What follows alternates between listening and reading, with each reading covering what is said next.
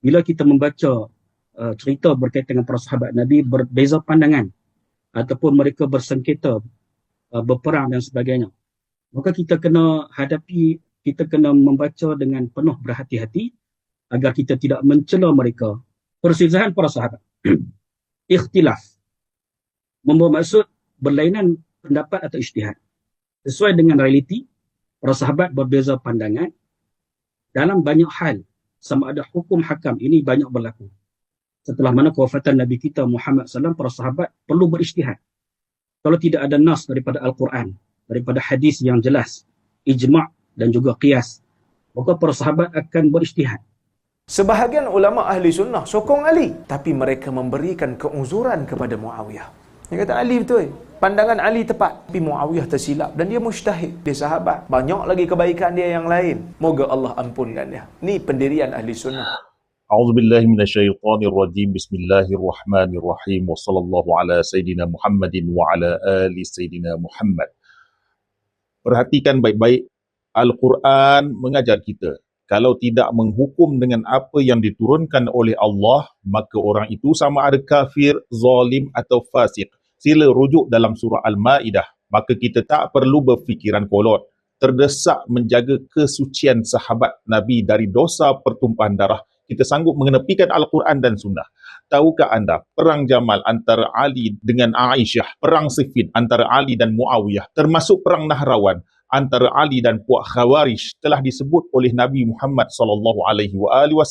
Apabila ada hadis yang menunjukkan puak yang berperang dengan Ali berada di sisi yang salah, maka tidak ada istilah ijtihad bagi mereka. Dalam kitab Fathul Rabbani, jilid yang kedua, muka surat 976, pengarangnya Imam Al-Shawkani menulis, faqad thabata annahu umira biqitalin nakisin wal qasitin wal mariqin wa ayyana lahu alamatihim. Maka telah tetap kesahihannya bahawa Ali bin Abi Talib diperintahkan untuk memerangi golongan an-nakisin yang memungkiri bai'ah, al-qasitin yang zalim, dan al-mariqin yang keluar menyimpang, dan baginda telah menetapkan baginya tanda-tanda mereka. Selalunya golongan yang membenci Ali bin Abi Talib, seperti para pengikut Ibnu Taimiyah, Az-Zahabi dan lain-lain lagi, akan berusaha mendaifkan hadis ini. Mari kita lihat siapakah nakisin, qasitin dan mariqin. Dalam kitab Al-Talqis Al-Habir yang ditulis oleh Ibnu Hajar Al-Asqalani, penerbit Adwa'us Salaf, jilid ke-6 muka surat 2705, pengarangnya menulis, qauluhu thabata anna ahlal jamali was-siffin wan nahrawani bughatun. Perkataannya telah sabit, telah tetap bahawa pihak perang Jamal, Siffin dan Nahrawan adalah golongan pemberontak, iaitu bughath. Huwa kama qala wa yadullu alaihi, demikianlah sebagaimana yang dikatakan dan yang menunjukkannya ialah hadithu aliyin umirtu bi khidalin nakithina wal qasitina wal mariqina rawahun nasai fil khasa'isi wal bazzar wat tabarani. Hadis riwayat daripada Ali, aku diperintahkan untuk memerangi golongan yang memungkiri bai'ah, an-nakithin, golongan yang zalim, al-qasitin, dan golongan yang keluar menyimpang, al-mariqin. Hadis ini diriwayatkan oleh An-Nasai dalam Khasa'is serta oleh Al-Bazzar dan At-Tabarani. وَالنَّاكِثِينَ أَهْلُ الْجَمَالِ لِأَنَّهُمْ نَكَثُوا بَيْعَتَهُ وَالْقَاسِتِينَ أَهْلُ الشَّامِ. Adapun nakithin ialah pihak perang Jamal kerana mereka memungkiri bai'ah kepada Ali. Al-Qasitin ialah penduduk Syam, li'annahum jaru 'anil haqqi fi 'adami mubaya'atihi, dikarenakan mereka menyimpang dari kebenaran dengan tidak membai'ah Ali. Wal mariqin ahlun nahrawani li thubutil khabari sahihi fihim annahum yamruquna minad dini kama yamruqus sahmu minar ramiyah. Dan al-mariqin ialah penduduk Nahrawan kerana telah sabit khabar sahih tentang mereka bahawa mereka itu keluar dari agama seperti anak panah yang keluar tembus daripada tubuh badan binatang buruan.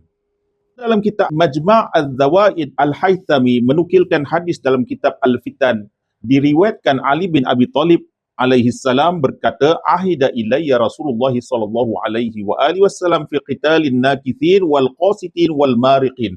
Rasulullah telah berpesan kepadaku tentang memerangi golongan an-nakisin, iaitu golongan yang memungkiri bai'ah, terdiri daripada Aisyah, Talhah dan Zubair. Al-qasitin, golongan yang zalim, iaitu dikepalai oleh Muawiyah bin Abi Sufyan. Dan al-mariqin, yang merujuk kepada perang Nahrawan, iaitu antara Ali dan golongan Khawarij. Wa fi riwayatin umirtu biqitalin nakithin fadzakarahu. Dalam satu riwayat, aku diperintahkan memerangi golongan nakithin, lalu beliau menyebutkan ucapan berikutnya. Rawahul Bazzar wa Tabrani fil Awsat.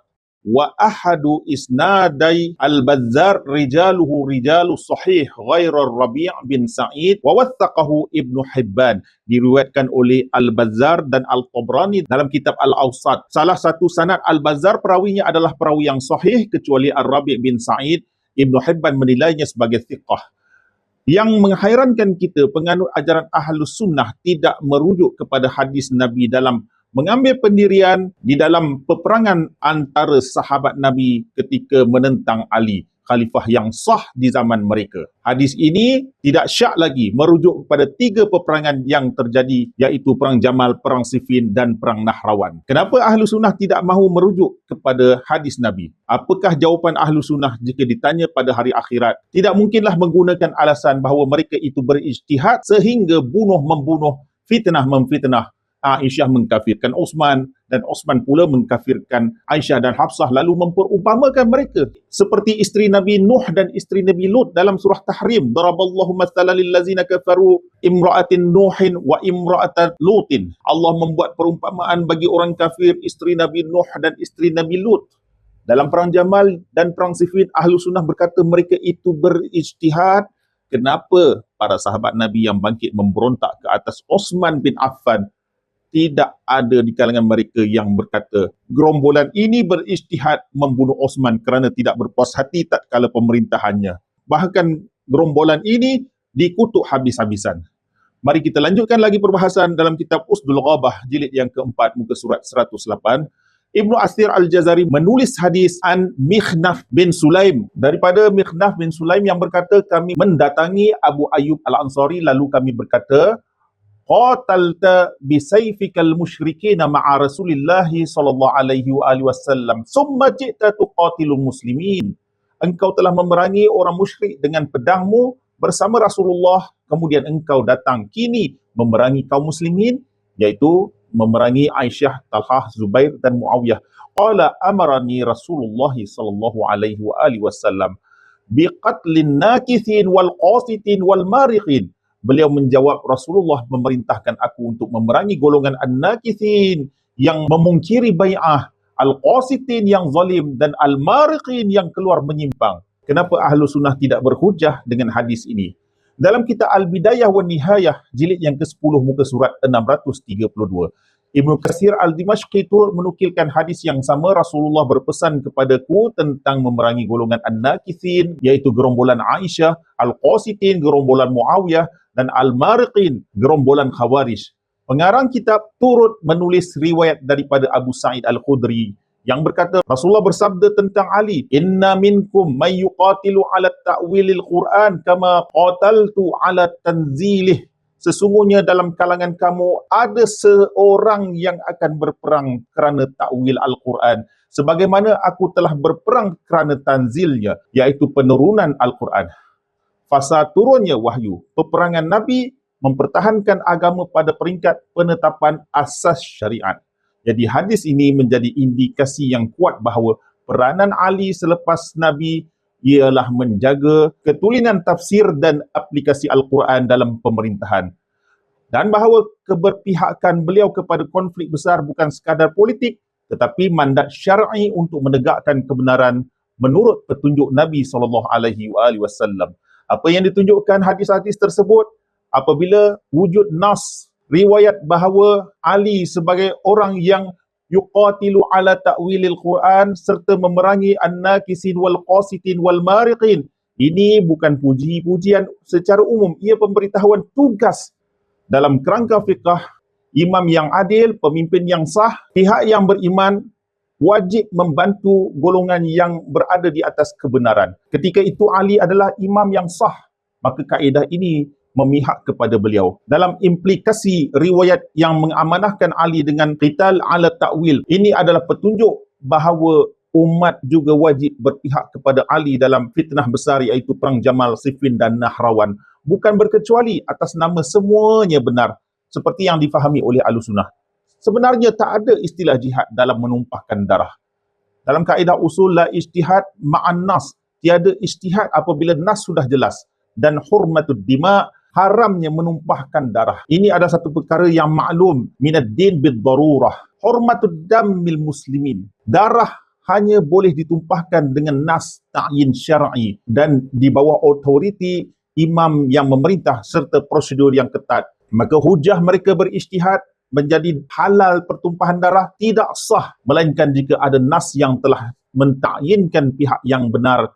Selain dari itu, tindakan tiga golongan ini melanggar qawaid kulliyah, iaitu melawan imam yang adil, khalifah yang sah, membuka pintu pertumpahan darah tanpa darurah syar'i atau mengabaikan mekanisme islah. Dalam kedudukan lawan Ali, dalam mazhab Ahlussunnah sekalipun, ramai ulama menegaskan Ali lebih benar, manakala pihak lawannya dikategorikan sebagai buah, iaitu golongan pelampau. Ada yang berkata bahawa golongan pelampau ini mujtahid, namun mujtahid yang diperakui syarak tidak boleh menghasilkan natijah yang membatalkan nas dan menghalalkan darah tanpa sebab yang muktabar. Walau bagaimanapun dalam kerangka Syiah, hujahnya lebih tegas. Tiada ruang ijtihad untuk menentang nas atau ijtihad fi muqabilin nas. Oleh itu tuan-tuan sekalian, amanah yang ada pada kita ialah menolak keras alasan ijtihad. Sejarah menunjukkan Ali menegakkan disiplin qital syar'i. Setelah kita semak hadis-hadis tersebut, maka kita mendapat petunjuk bahawa umat wajib berpihak kepada Ali bin Abi Talib ketika menyorot kembali fitnah besar dalam ketiga-tiga peperangan tersebut. Alasan bahawa pihak yang diperangi itu berijtihad tidak mendapati usul dan tiada ijtihad kerana menghalalkan pertumpahan darah kaum muslimin dalam melawan imam atau khalifah yang adil. Wassallallahu ala sayyidina Muhammadin wa ala alihi tahirin. Kami menangis di jalan sunyi, di gadirku mengingat janji. Wahai Ali, cahaya abadi, engkau pemimpin yang dilupai. Ya Rasulullah, kami merindu warisanmu hilang berlalu waktu. Di bawah pohon sejarah berdarah, Saqifah tinggal luka dan marah. Ya Rasulullah, kami merindu warisanmu hilang berlalu waktu. Di bawah